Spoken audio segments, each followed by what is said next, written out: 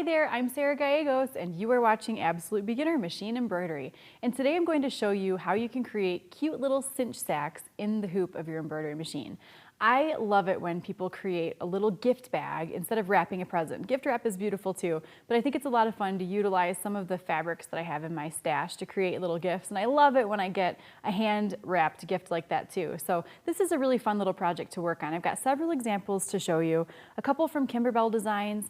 They come in a lot of different sizes and shapes. And this one's kind of cool because these are called giftables and they come in a lot of, like I said, sizes and shapes. You can get it with an embroidery in the center or a little pocket that you could use for a personalized note card or even a gift card. And this one is the perfect size for a CD. So you could give a CD of your favorite sewing video or your favorite music to listen to in your sewing room and create really nice custom gifts. This one's just a little mini one that would be perfect, for Valentine's Day, fill it with little sweethearts or something. And then this particular project is from a Creative Machine Embroidery article, and it's a really cute little gift bag made in the hoop.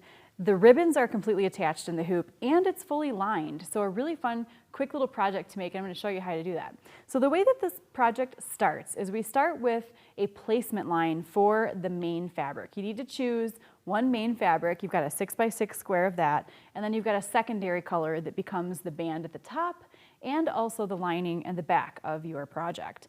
So I've got the machine set up with the design already called up. I'm all ready to stitch, and I have a cutaway or a tearaway, you could use either one, stabilizer in my machine. So I'm going to tell it to go.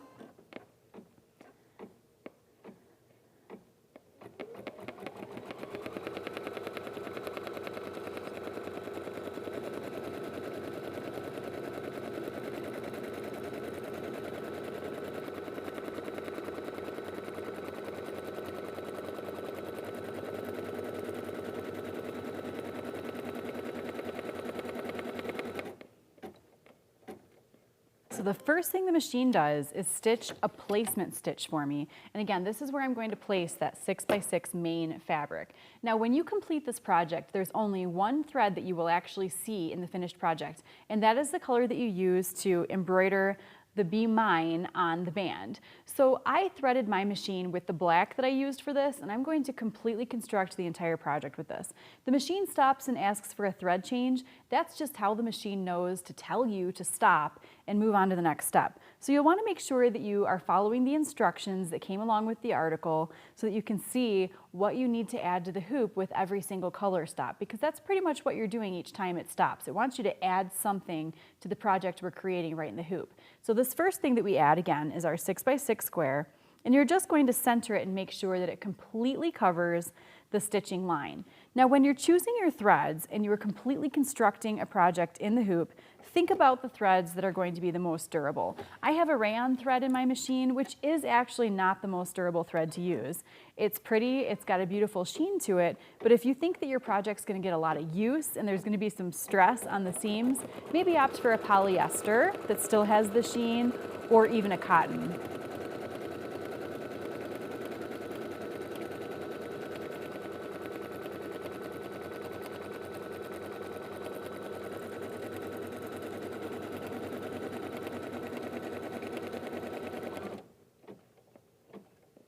Okay, so it's completely tacked down my main fabric. You wouldn't have to take it off the machine, but I just want to show you. Here it is, it's completely stitched it down for me. And the next thing that it's going to do is to attach the fabric at the top of the band. So you're going to take a 3x6 rectangle and place it right side down, right above your stitching line. Okay. Pretty much even with the stitching line. There we go. And attach it, and now it's going to stitch that down for us.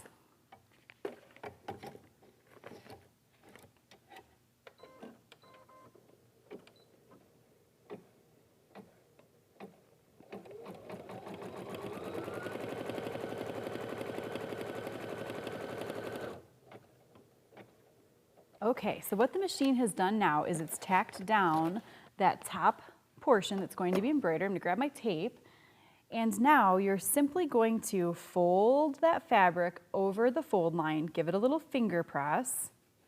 There we go. And then we're going to tape it in place. Next, the machine is going to tack down this fabric in its new position, opened up like that, and the tape holds it in place as we stitch. Really handy to have a little bit of tape It could be just plain Scotch tape like I'm using. You could have some painter's tape in your sewing room, because for a lot of different projects created in the hoop like this, you do utilize quite a bit of tape.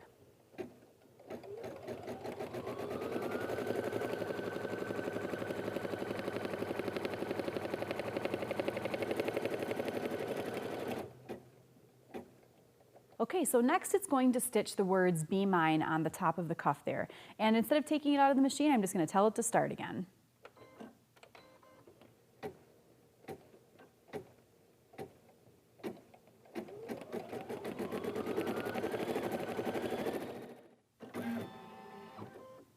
All right, so the text is done stitching, so I'll take it out.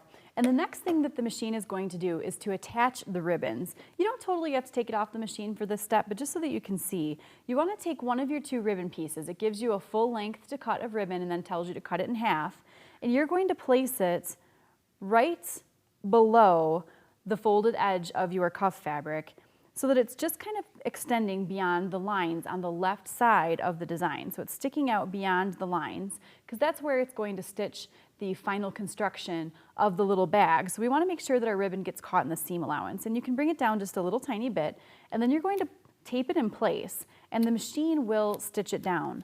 And then after it does the ribbon on the left side, it's going to do the exact same thing on the right side. So it's going to stitch literally right along that line. So I've got my tape over here to the right just to hold that ribbon in place, but it's also not going to get caught beneath the needle as I'm stitching. It's far enough out of the way.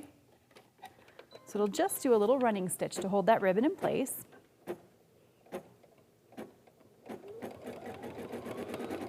There we go. And then you're going to take your second piece of ribbon and a second piece of tape and place it on the right side of the stitching line of this little bag. Now, you want to make sure you kind of center it so it's about the same distance from that folded cuff as the left ribbon was. And just tape it in place. There we go. And tell it to start.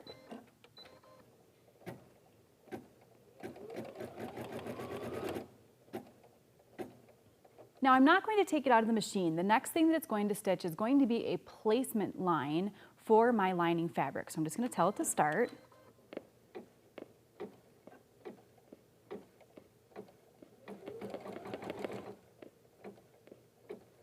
It does a placement on the left and now on the right.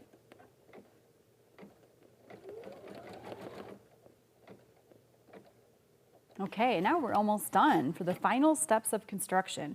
I'll take it off the machine, and what it just stitched are two little placement lines. And again, that's where I'm going to position my lining fabric. Now I want to take these extra tape pieces off, just kind of get those out of the way.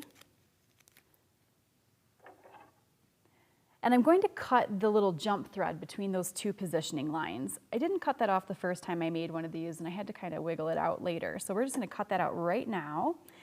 And you want to take your ribbon and kind of wrap it together and make sure that you tape it out of the way, because to construct the bag, the machine needs to stitch all the way around all four edges of the little box that's been created here. And you want to make sure that you don't get your ribbon stuck underneath of that stitching. Otherwise, you won't be able to tie up your little bag. And again, you can use a little bit of tape just to hold that ribbon out of the way, just like that. Now you're going to take the piece that you folded. This was the instruction steps. You cut a large rectangle and fold it in half, and you're going to place the folded edge right up to the placement lines. Now on all of these in the hoop projects, you generally start with pieces of fabric that are a little wider and a little longer than what you actually need, and you cut it down to size at the end, and that's just there to kind of help you to make sure that you don't misplace any fabrics. So once I've got it positioned right at those positioning marks, scoot it down just a tiny little bit. Once again, I'm going to use a little tape just to hold it in place. So I'll place tape at the bottom and the two side edges, and that'll hold my lining piece in. There we go. And now we'll add it to the machine and let it stitch the next portion of the design, which again is going to be to attach those lining pieces. It's kind of wanting to pop up in the corner a little bit as I begin because of the thickness of the ribbon underneath there. So I'm very gently holding that piece of fabric down and making sure I keep my finger far away from the presser foot and the needle.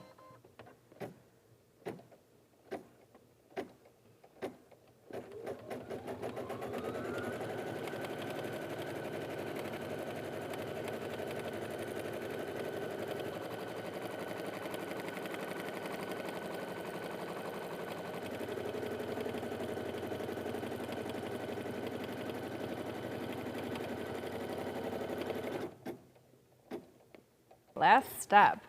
So I did have my tape positioned so that it stitched over it a little bit. No big deal because the Scotch tape actually perforates right along the edge and you can easily pull it away. So if you get a little bit of your tape in the area where it stitches, don't worry about it. You can easily get it back out. It's no big deal. So now the last thing that we need to add is going to be the backing piece, and this is the final construction step of the project. So you're going to take your backing piece and place it right side down on top of the entire thing. There we go. And it's now going to stitch around all 4 edges, but it actually leaves a little bit of an opening for turning. So this is just a really well thought out project. So I'm placing it right on top. I'm not going to worry about taping it in place this time. It all stays pretty nicely. It's an extra large piece, so I don't have to worry about it shifting out of place, and I'll let it stitch.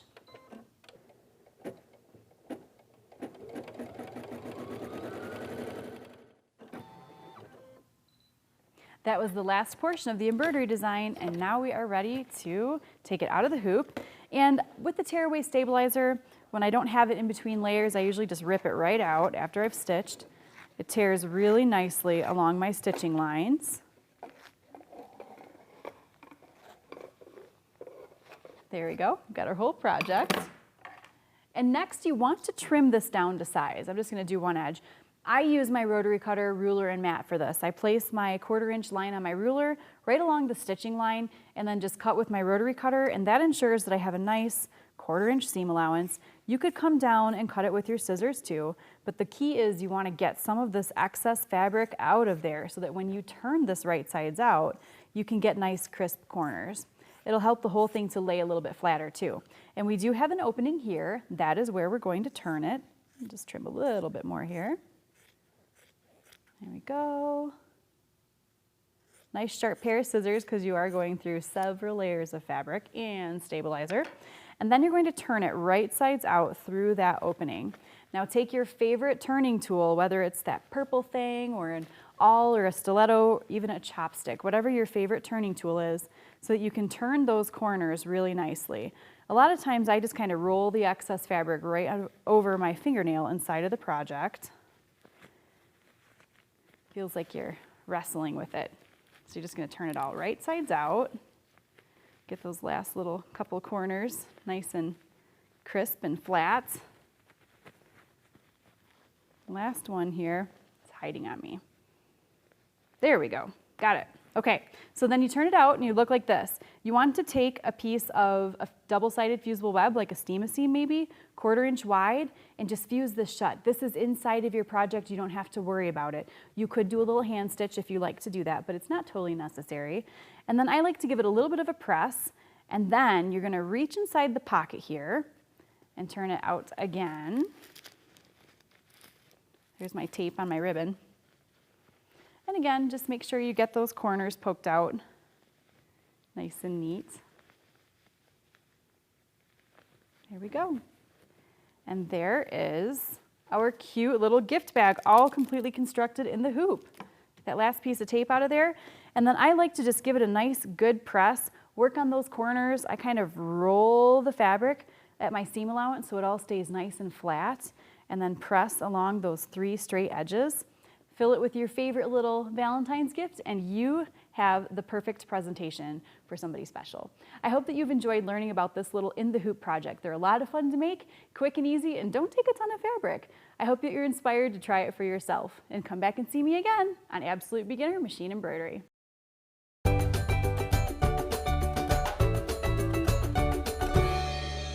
This episode of Absolute Beginner Machine Embroidery has been brought to you by Baby Lock, for the love of sewing. Madeira, color your life. Hatch Software, bring embroidery to life. Furniture provided by Koala, fine sewing furniture custom built in America.